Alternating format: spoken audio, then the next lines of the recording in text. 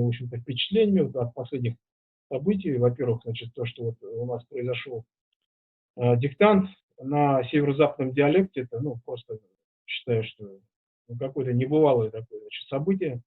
Вот столько лет, в общем-то, ну, вот с 50-х годов этот вопрос поднимался, вот, и, значит, из поколения в поколение, вот, больше, вот, получается, 70 лет этот вопрос, вот в 50-х годах, значит, началось вот это движение за признание северо-западного, значит, башкирского диалекта, поскольку мы видим, к чему приводит, да, вот эта вся ситуация.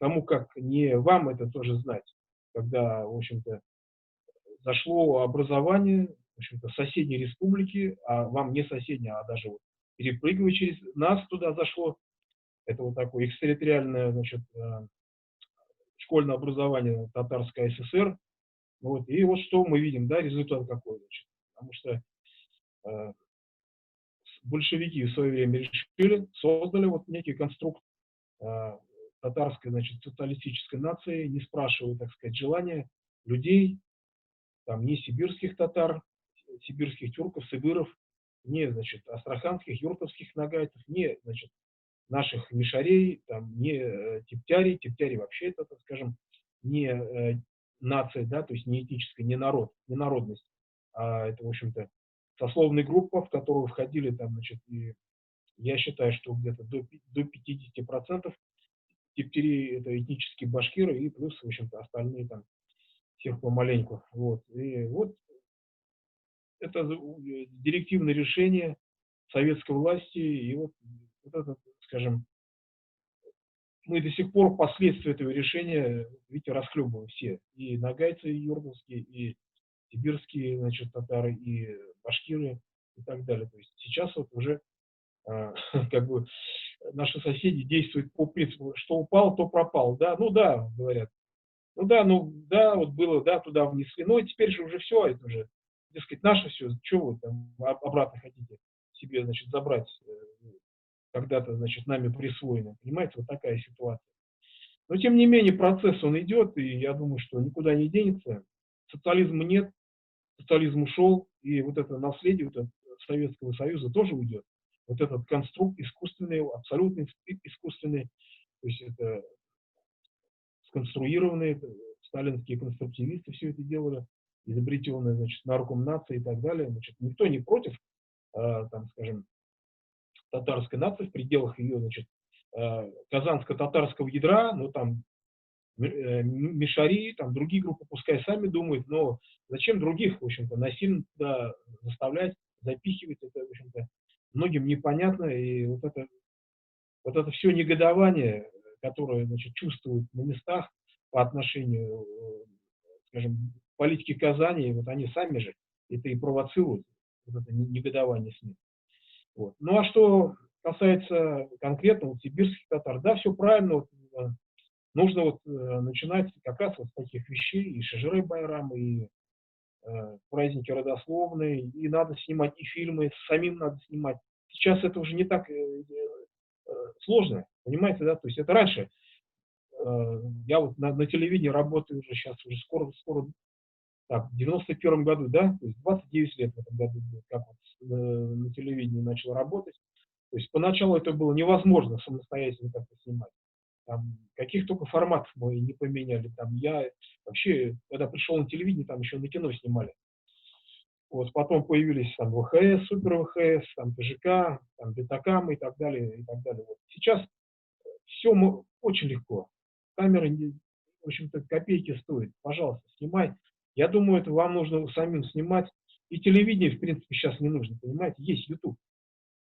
YouTube по сетям все уходит и так далее. То есть сейчас это максимально все облегчено. Вам нужно самим уже браться и снимать о себе там этнографические фильмы, там какие угодно. То есть вы должны дать свою трактовку своей истории. Не так, там, как вам там написали в Казани, вот, кто вы такие, и вам определили, вам уже место. Вот, каждый там, кто там, знает свой шесток, да? Вот.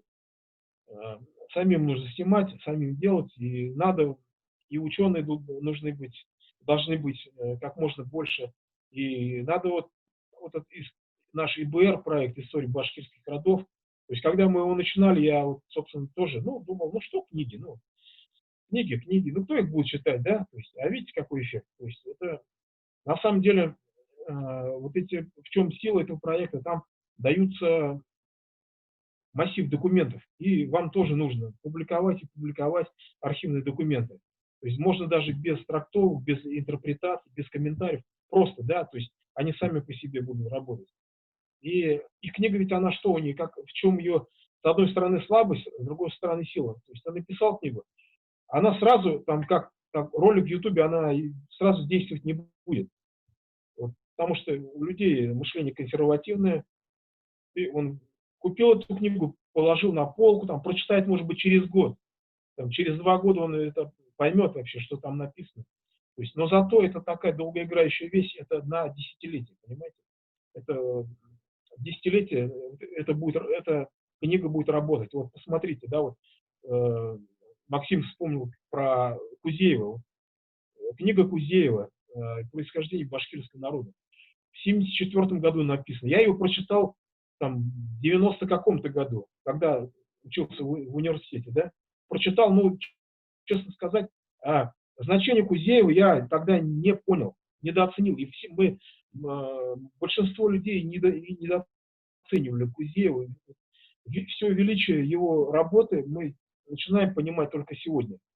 То есть он дал описание всей родовой номенклатуры, структуры там. Да, правильно, вот Максим сказал, что многие башкиры помнят, там не все, но большинство, наверное, знают, там, из какого рода, да. Но, но Кузеев дал классификацию, все это, значит, описал и положил. То есть сейчас это настольная книга для, скажем, ну, для ученых точно, ну и даже для вот простых людей.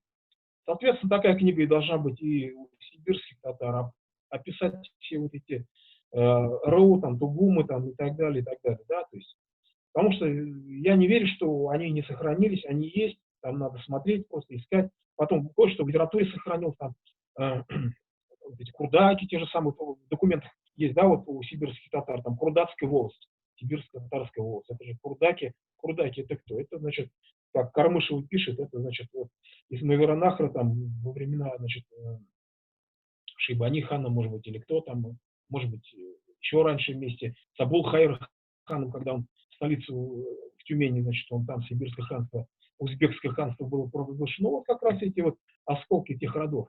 Я думаю, что это можно все это реконструировать, нужно просто заниматься. И вот сегодня на сайте сидел, смотрел, там лингвисты опубликовали интересную вещь. Марк Зимин, некий опыт генетической классификации кипчакских идиомов. Интересная вещь. То есть вот насколько, ну, историки мы знали, да, вот, что вот у нас есть табынцы, башкиры, огромный, значит, табынский кластер родов и на востоке, и, значит, в Башкирии, и в центральной части Башкирии есть. Я сам из племени табын.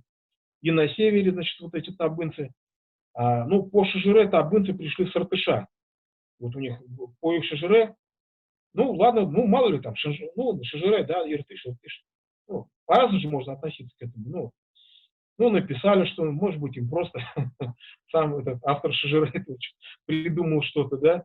Но на самом деле, видите как, а вот по данным языковедов, вот сейчас выясняется, что так называемый карайдельский говор, а он как раз, карайдельские башкиры, они происходят от табынцев. Вот написано, близко кластеризуется сибирско-татарскими идиомами. То есть вот вам доказательство, что вот это Шажире не врет, что на самом деле предки табынцев некогда жили на Иртыше, потом, значит, оказались вот здесь, в Центральной Башкирии, потом дальше. Вот я думаю, что наверняка и у сибирских татар найдутся вот этот, значит, клан, название Табын, он где-то отыщется. Если я не ошибаюсь, я даже какой-то книги читал, но, может быть, это мне приснилось, я не знаю. Или просто, ну, то есть какая-то операция такая в воспоминаниях. Вот. Ну, табынцы наверняка отыщутся. То есть вот это надо все восстанавливать, надо работать. Представляете, какая огромная работа перед вами, да? И все надо. Вот, никуда не брось там, как везде клин, да? Да, это поначалу так, но со временем, я думаю, и появится, значит, еще больше специалистов у сибирских татар, и вот эта огромная задача, она, я думаю, будет потихоньку решаться. Спасибо за внимание. Спасибо, Салтыш Мухаммедович, за ваш ответ. Есть какие-то вопросы? Вот у меня, кстати, где мы хотим провести такой конкурс, это как раз где я живу, рядом с моей деревней, это Бегетино. И не нонсенс, что в этногенезе сибирских татар участвовали родоплеменные объединения и башкир в свое время, они же поддерживали хана Кучума. Вот как раз исследуя тоже, изучая 3 деревни, рядом они располагаются 3 деревни, где мы хотим провести, и, конечно, подключить другие деревни. Вот моя деревня это Бигатин, Бигатин род, получается, в свое время. Рядом с деревней Бегетино есть деревня Иштяк. Истятская, то есть Иштяки. Далее, и рядом есть деревня Индери. Как мы знаем, Индери или Инзер род. Вот как раз в Индериях мы собираемся провести первую родословную. Вот как раз в Индериях я узнал, что есть, например, род Сальцак, а Сальцаки это, оказывается, сельджуки. И Котомтогон, то есть катайцы. Вот как раз, я думаю, это закономерно, что вот 3 деревни рядом они образовались. Они как раз как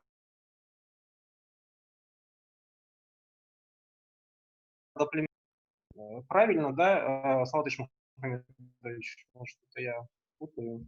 Ну, не совсем, но, в принципе, значит, катайское объединение, оно ведь менялось. Значит, во-первых, надо понимать, племя само Катай. Плюс было катайское объединение, или так называемая катайская тюрба, куда входили башкиры разного происхождения. Там, то есть не обязательно они с катайцами были, значит, родственниками. Вот. Катайское объединение было, поскольку вот, группировались значит, рода, вот, соответственно, было айлинское объединение, было катайское объединение, было табынское объединение, в общем-то, Етароу там и так далее. Вот все это было, да. Вот. Ну, а что касается вот, бекатинцев, да, вот это интересно. Мы сами-то, вот, честно говоря, вот, мало себе представляем, что это за род. Вот, ну, у нас есть род, значит, ну, их сейчас, кстати, не осталось ни одной бекатинской деревни. Знаете, да? Они попали вот в зону вот это поражения, вот этой аварии, ядерная катастрофа была на предприятии «Маяк». И как раз они попали, вот эта зона поражения была, радиоактивного заражения, и все вот эти бекатинские деревни были расселены, не осталось ни одной деревни. Вот, фактически вот просто есть люди, которые помнят, что они бекатинцы, ну а вот все, деревень их нет, не осталось. Ну да, род интересный, непонятно вообще вот его происхождение. Может быть, он, сказать, местного там угорского происхождения, да, вот, значит, трудно сказать. Вот вы назвали там Иштяк, тоже с Иштяками непонятно. То есть, с одной стороны, Иштяк это, в общем-то, экзоэтноним, который использовался по отношению к башкирам со стороны там, значит, калмыков, нагайцев, крымских татар. Мы смотрим, и даже во многих документах, значит, и в турецких даже документах есть там народ Иштяков, там упоминается, ну, говоря про башкиров. Там тот же Эвлия и Челеби, который находился, значит, там, он же чиштяками называл вообще всех, значит, мусульман, тюрков внутренней России, но когда вот он писал о конкретно там каких-то вот, восстаниях, это вот в данном случае он имел, значит, как раз говорил о башкирах. Вот. Поэтому этот вопрос такой сложный, и там его, кстати, пытаются на нем спекулировать, вот опять же, наш незабвенный Дамир Искаков, но есть и, значит, наверное, какие-то более, скажем, беспристрастные там исследования, оценки того же Маслюженко и так далее. То есть надо читать, смотреть, изучать. Вот я думаю, что это название Иштяк, оно было такое, значит, имело широкое применение, возможно, там какие-то были иштяки не башкирского происхождения, какие другие, там угорские иштяки, может быть, и тюркские иштяки где-то в Западной Сибири были. То есть вопрос пока темный, но надо его изучать. Спасибо, Салатыч Мухаммедович. Да, действительно Можно необходимо. вопрос Да. Да-да, Максим. к Салавату Шмухаметовичу? Салават Мухаметович, можно от вас какую-то бумагу официальную, что ваш фильм разрешается показывать, что вы даете разрешение, ваша телерадиокомпания позволяет показывать ее на других каналах? Возникал такой вопрос, мы хотели на один здесь местный канал разместить, они говорят, а нам бумага нужна. Вот можно ли, извините, Так, что не в тему сейчас, но при возможности? да, конечно, это можно. Вот просто нужно нам сделать, чтобы вот этот канал написал бумагу нашему каналу. Вот, да, вот так это. Вот, и те, значит, пожалуйста, в общем-то, и я со своим руководством разговаривал, они говорят, да, пожалуйста, дай нам название телекомпании, которая, значит, хочет демонстрировать и так далее, и все. Вот. Ага. Возможно, Это даже от них просто еще мне бумага. скиньте по сети название телеканала там, я шефу своему передам, и что он скажет, может быть, он сам как-то спишется, или там как-то их состыковать одним словом их нужно. Понял, спасибо. Вам спасибо. Можно, да, Фархад? Да, Фазия Файзовна. Я тоже хотела бы обратиться к Салавату Шмухаметовичу. Ну, во-первых, конечно, Фархад уже там начал говорить с благодарностью, с большой, очень интересный фильм. У нас заготовлены там тоже некие благодарственные письма. Мы все время хотим, думаем, что мы с вами лично встретимся и потом уже это все вручим. Ну, опять не по теме. Вот. И касаемо фильма. Многие заинтересовались, конечно, и ждут продолжения. Будет ли оно? Потому что вот снимать много. Я понял. Я собирался, значит, вот, сделать продолжение, но вот с этим, с коронавирусом, потом, плюс там, значит, там, на работе у меня там возникли кое-какие-то, значит, скажем, не то что неприятности, просто недопонимание. Вот.